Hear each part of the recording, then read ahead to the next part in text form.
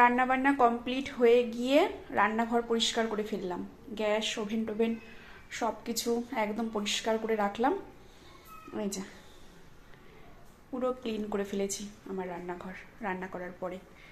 তো চলো রান্নাগুলো এক ঝলক তোমাদের সঙ্গে একটুখানি শেয়ার করে নিই। তো এই যে চিকেনের ঝোল, আজকে না ডাল করিনি তো ওই জন্য একটুখানি ঝোল রেখেছি, নাহলে কিন্তু আমি অন্যান্য দিন কষা কষাই রান্না করি। একদম গরম চিকেন, মানে এই মাত্রই নামালাম গ্যাসের থেকে, ঠিক আছে? কালারটা কেমন হয়েছে তোমরা দেখে জানিও প্লিজ। আর এই হচ্ছে উচ্ছে ভাজা, লাল লাল করে একদম নরম নরম করে উচ্ছে ভাজা করেছি। আর এখানে করেছি এই যে শাশুড়ি মায়ের মাছের ঝোল, কালো জিরে কাঁচা লঙ্কা ফোড়ন দিয়ে একটুখানি নুন আর হলুদ দিয়ে 2 পিস মাছের ঝোল করেছি। আর হাঁড়িতে তো ভাত আছে, ওটা দেখানোর কিছু নেই।